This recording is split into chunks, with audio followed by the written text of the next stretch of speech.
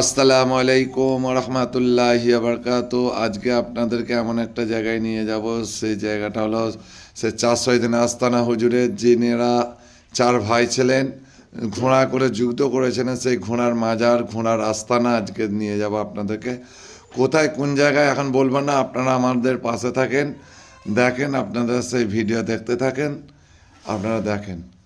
আচ্ছা, মজার ভিডিও আপনাদেরকে উপহার দেওয়া, দেখেন, সঙ্গে থাকেন, দেখেন সেই ভিডিও।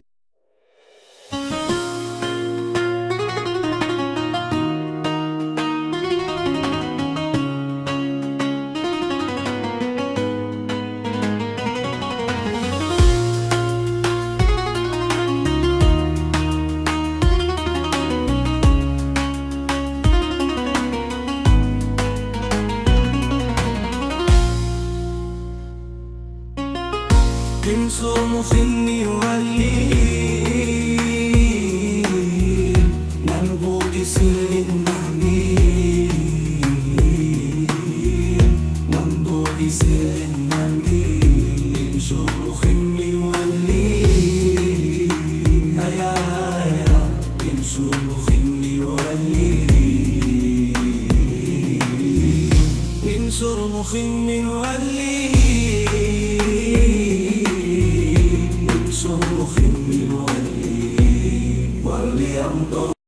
আসসালামু আলাইকুম রহমতুল্লাহি বারকাতু। এই যে মাজারটা দেখছেন, ফুরফুরা শরীফের যে 4 শহীদান হুজুরদের যে যুদ্ধর ময়দানে যুদ্ধ করেছিল, এই যে ঘোড়া, সেই একটা ঘোড়ার মধ্যে এই ঘোড়ার মাজার আছে এইখানে, হুগলি জেলার বাঁধপুর এলাকায়। এইটা যে দেখছেন ঘোড়ার মাজার, আপনারা অনেকে হয়তো জানেন, আবার অনেকে জানেন না। আপনাদেরকে জিয়ারত করিয়ে দিলাম, আপনারা দেখেন। এই যে আরেকটা মাজার আছে দেখছেন, এটা কোনো মাজারের সাথে ঘোড়ার কোনো সম্পর্ক নাই। এটা সাধারণ মানুষের কোনো একটা মাজার হবে, কোনো আল্লাহর অলির মাজার হবে। এই ঘোড়ার মাজারের সাথে ওনার কোনো সম্পর্ক নাই। এই দেখেন ঘোড়ার মাজার। ফুরফুরার জমিনে, ফুরফুরা আগে নাম ছিল, সর্বপ্রথম নাম ছিল বালিয়া বাসন্তী। তারপরে বালিয়া বাসন্তী যখন বিজয় করলো, বা বিজয় করার পরে নাম হলো ফারফারা শরীফ। উর্দু ভাষায় বলে ফারফারা। এখন ফারফারা শরীফ থেকে এখন হয়ে গেছে ফুরফুরা শরীফ। এই সেই মাজার যেটা হলো 4 শহীদান হুজুরদের সেই ঘোড়ার মাজার।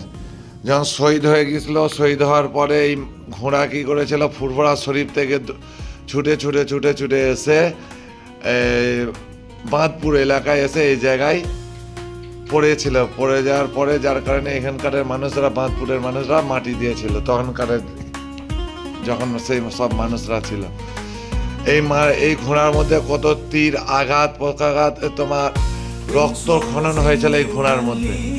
অনেক তীর ছিল তার শরীরের মধ্যে, যার কারণে এইখানে এসে সেই ঘোড়াটা ইন্তেকাল করে, এবার মৃত্যুবরণ করে। যার কারণে এইখানে বাঁধপুর এলাকাবাসী এই জায়গায় এসে তাকে দাফন করে দেয়, মাটি দিয়ে দেয়। সেই থেকে এই জায়গাটার নাম হয়ে গেছে ঘোড়া আস্তানা। এই আস্তানাটা হচ্ছে ঘোড়া আস্তানার জায়গাটার নামটা হচ্ছে আপনার বাঁধপুর এলাকায়। আপনারা সকলে আসবেন, একবার দেখে যাবেন স্বচক্ষে। আমরা বিদায় নিচ্ছি, সকলে দোয়া করবেন আমাদের জন্য, আমিও আপনাদের জন্য দোয়া করব। আল্লাহ পাক সকলকে সুস্থ রাখেন, ভালো রাখেন। আমরা এই